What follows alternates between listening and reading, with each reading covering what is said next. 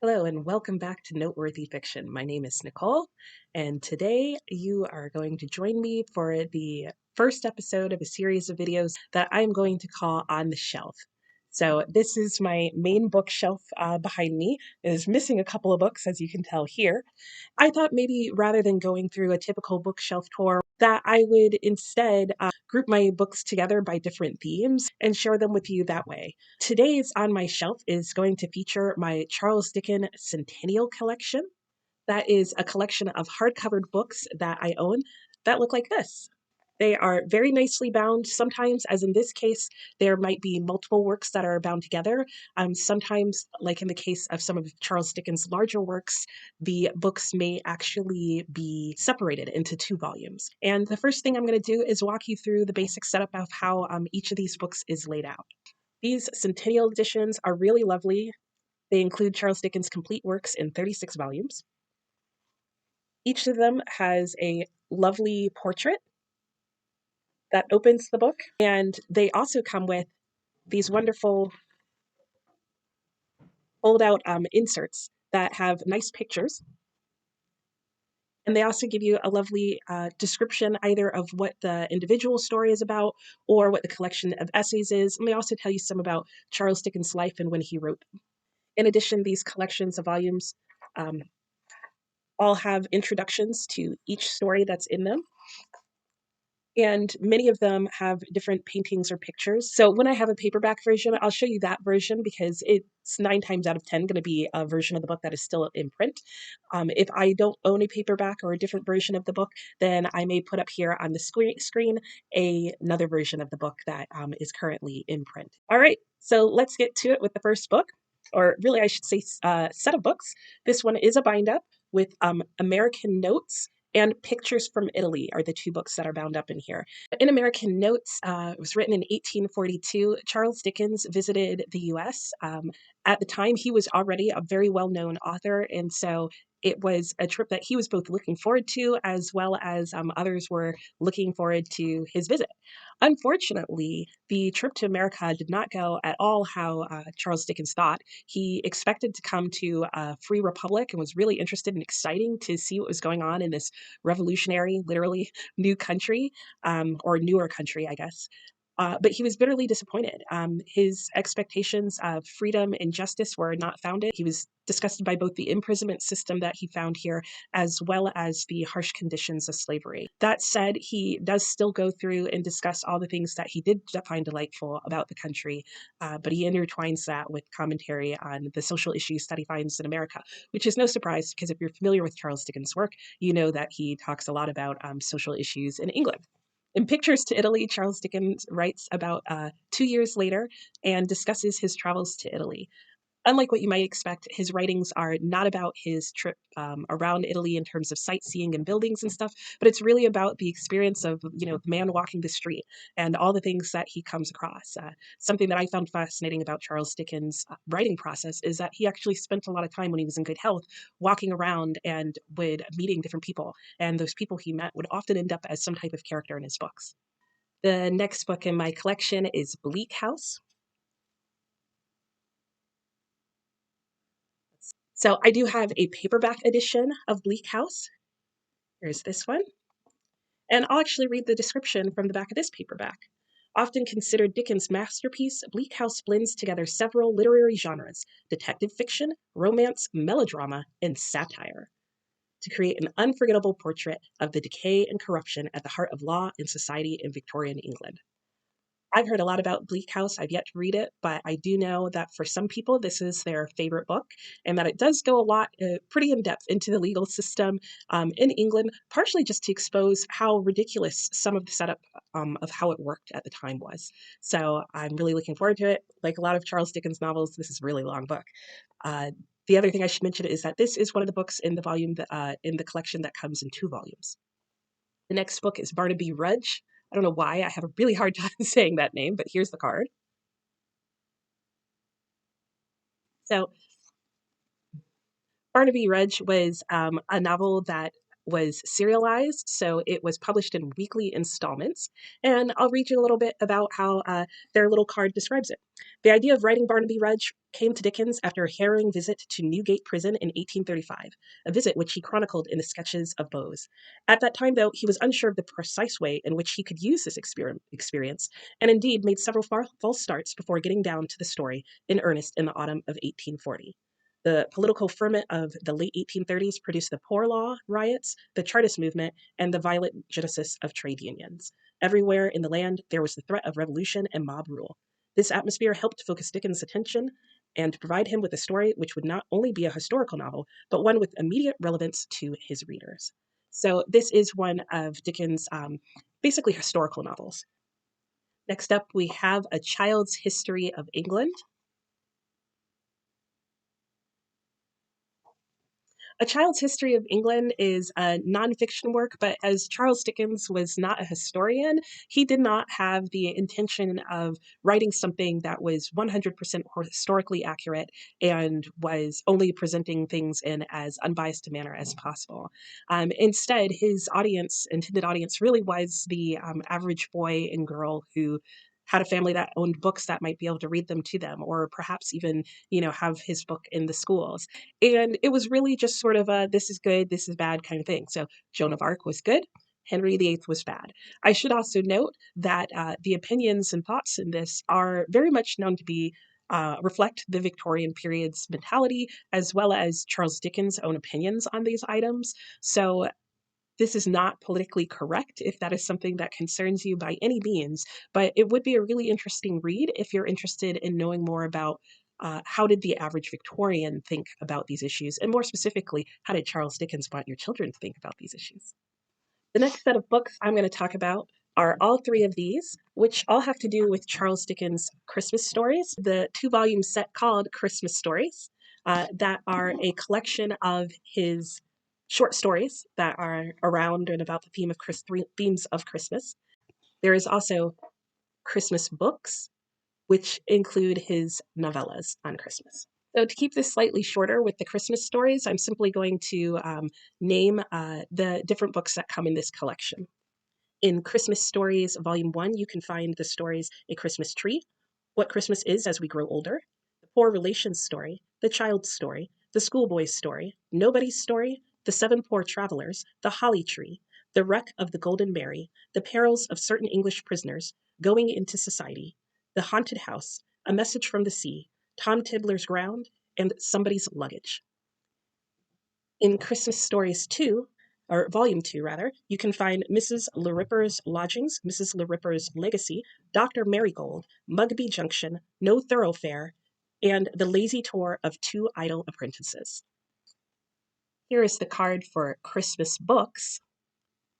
In the Christmas books collection, you can find Christmas books such as A Christmas Carol, The Chimes, The Cricket on the Hearth, The Battle of Life, and The Haunted Man. Next up, we have one of my favorite works by Charles Dickens, David Copperfield. David Copperfield is a Bildungsroman about the young boy David Copperfield, and it follows his journey as he starts as a young boy with his beloved mother, and just follows him as he goes through the hardships of coming of age, as things change with him and his relationship with his mother, as he adjusts to a new life with her, as that life changes, and just all the struggles and hardships and the wonderful, wonderful people he meets along the way as he just grows up and becomes an older man. It's a wonderful book. If you've never read it, it's my favorite book of all time. Next on my shelf is Dombey Son.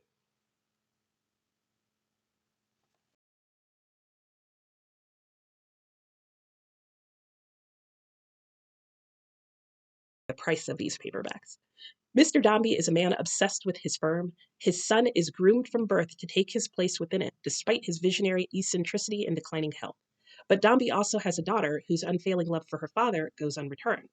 Girls, says Mr. Dombey, have nothing to do with Dombey and Son. Great Expectations is another Bildungsroman that follows Pip as he goes from a young child in not so great family life with his sister, with his only companion being her husband, as they both kind of try to suffer through their relationship with her. Things radically change for him as he gets older, all starting out with a different experience that he has in a graveyard. We next have Hard Times. And I'll read to you this short little description. Hard Times is a harsh indictment of the philosophy of those industrialists who created the industrial proletariat, an attack on the scenery and a condemnation of the way of life produced as a consequence. And it asks the question of how often are Charles Dickens' criticisms still accurate for today? So I think that'll be a really fascinating read. I have not read Hard Times. He wrote it about 100 years after the start of the Industrial Revolution. So I'll be really interested to see what he thinks of how it's going and how it's affecting his native land. Little Dorritt. Isn't that such a cute picture? I just think it's charming. I also have a Penguin Classic edition of Little Dorritt, which again is another long book. Very few of them are short, I should say. Little Dorritt follows Arthur Clennam, who, returning to England after many years abroad, takes a kindly interest in Amy Dorritt, his mother's seamstress, who was born and raised in the Marshalsea, where her father has long been imprisoned for debt. The theme of Little Dorritt is really Charles Dickens really using the story to explore the problems and issues with the prison, and especially the debtor's prison system, and just kind of the unfair situation that debtors, as well as their entire families, can be put in this sort of circular injustice system that is going on at the time. The next book I have is actually a bind-up of two books here. It includes Edwin Drood and Master Humphrey's Clock. So I'll start by discussing Edwin Drood. I actually have a paperback version of this called The Mystery of Edwin Drood, or you can sometimes just find it as Edwin Drood. It depends. The Mystery of Edwin Drood is a novel that is itself the subject of one of literature's most enduring mysteries. The story recounts the troubled romance of Rosa Budd and the book's main character, Edwin Drood, who later vanishes. Was Drood murdered? And if so, by whom? All clues point to John Jasper, Drood's lugubrious uncle who coveted Rosa. Or did Drood orchestrate his own disappearance? As Charles Dickens died before finishing the book, the ending is intriguingly ambiguous. So I'm really excited to read this book, and I'll discuss more of that in my Edwin Drood project. I'm sure I'll have a video coming out on that soon, but I've been working on a project surrounding Charles Dickens and Wilkie Collins and Edwin Drood, and this book right here on my bookshelf. If you want to find out more about that project, be sure to subscribe and hit the bell so that you'll be notified when I post new videos, including an upcoming video about my Edwin Drood project. Like I mentioned, this particular volume is a bind-up of two books, the other one being Master Humphrey's Clock. Master Humphrey's Clock is actually the setting of two other of Charles Dickens' novels, and is actually the scene where Mr. Pickwick and the Wellers, who I'll get to a little bit later, show up again for the first time in his writings for quite a while. So I think that's really fun. I love the fact that he has books where he connects characters, and so they're sort of in this universe together, in the Charles Dickens world, if you will. So that is a little bit about Master Humphrey's Clock. The next collection I have are two books of miscellaneous papers. Here's one of the volumes. There's two volumes of them. Here's the card.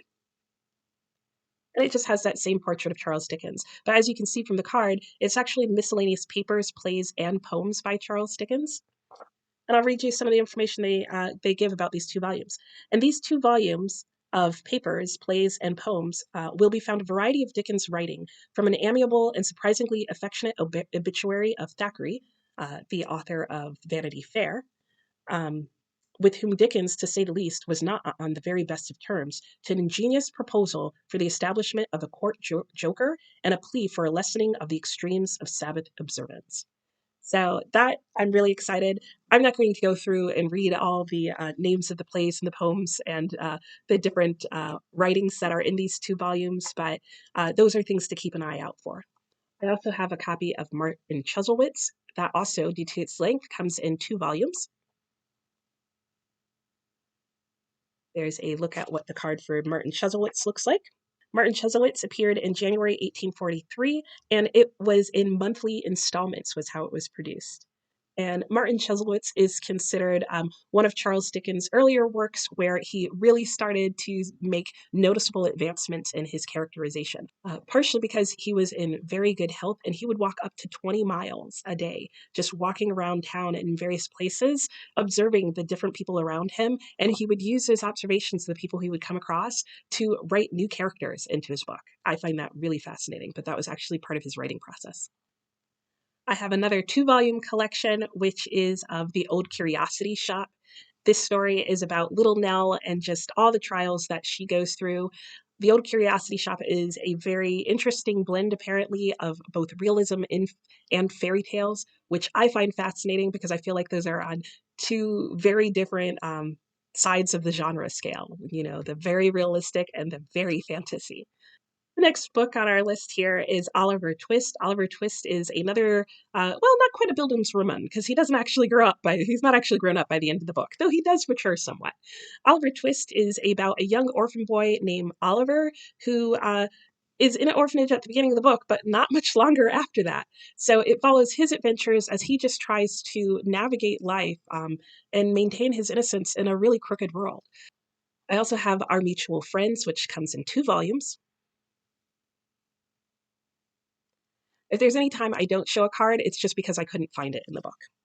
I do have this paperback edition of it, so I'll share the back of this paperback, which is Our Mutual Friend is about money, money, money, and what money can make of life.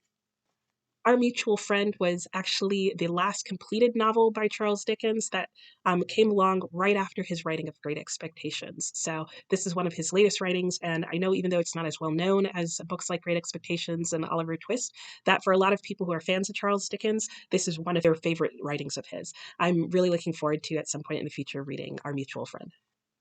I also have Nicholas Nickleby. As might be expected, the plot of Nicholas Nickleby, according to this card, revolves around the central character Nicholas Nickleby himself, who, left stark with no earthly goods, is forced to set out on an adventure to develop himself. But his supporting cast are among the most piquant and besetting ever conceived. So I won't read any more because it does go into some of the characters, and I'll let that remain a surprise. Next up, I have the Pickwick Papers. I do have a paperback edition of the Pickwick Papers. Sorry for the glare. The Pickwick Papers is Dickens' first novel and widely regarded as one of the major classics of comic writing in English. Originally serialized in monthly installments, it quickly became a huge popular success with sales reaching 40,000 by the final number. One thing that I do know about the Pickwick Papers is a lot of people sometimes have a hard time with it because it doesn't read exactly like a modern novel. Like, a lot of people say you really can tell that it was serialized, featuring none other than Mr. Pickwick and the Wellers, which is Mr. Pickwick's crew of people that he hangs out with. So there is nothing serious about that story as far as I understand, and that it really is just supposed to be for entertainment. Another volume in this collection is Reprinted Papers. And these are exactly what they sound like. Let me read to you a little description. No one would deny that Dickens was not only literate, but also imbued with a fine and sensitive social conscience. These writings come from the publication, which was a brainchild of his, called Household Words, which first appeared as a weekly magazine in 1850. These papers are rather more than the occasional pieces which one might expect from a man as busy as Dickens. He was not writing simply to throw away items to fill space. His interests are all here. The beads in the bonnet and the consuming passions are displayed with his usual consummate skill. So that's what you will find in his reprinted papers. Charles Dickens was a prolific author. He wrote plays and poems and novellas and short stories and really long books, as well as printed papers, drew sketches, had multiple journals that he himself ran, and also submitted to other journals and did things that his publisher wanted. And so that's a lot for any one person to do. All right, we're almost done. Coming down to the final set of books, we have Sketches by Boz, which was mentioned earlier. This is a collection of sketches that, not picture sketches, but like writing sketches, sketches of characters. I mentioned earlier that Charles Dickens would often walk around and he would write down the different things that he was observing, including his trips to prisons and just his day-to-day life experience. And this served as a major resource for him in writing some of his other novels. Probably the final book that is pretty common for most people to have heard of is A Tale of Two Cities. A Tale of Two Cities is one of Charles Dickens' other historical novels. It was not his first novel, a historical novel. There was Barnaby Rudge before this, but according to the card, the result of him perfecting the art of writing the historical novel and blending fact and fiction is a superb story of the French Revolution, a story which has long fascinated all of us and is continually being reenacted in literature, on stage, and on the screen, and more specifically, in A Tale of Two Cities. So this is also, I believe, other than his nonfiction works, one of the few works that Charles Dickens wrote that didn't take place and wasn't set in England itself. Obviously, about the French Revolution, it is centered in France. And the final book I have to share, did you count? Is it 36? That's what I was told, is The Uncommercial Traveller. And here's the final insert card that I have. And I will read you a short snippet of what it says here about this book. Dickens was a social commentator, and all his books reflect his concern with the grievous social problems of his time. The essays which comprise this volume appeared over a period of 10 years, from 1860 to 1869 in Dickens' weekly magazine, All the Year Round. And he launched it with A Tale of Two Cities.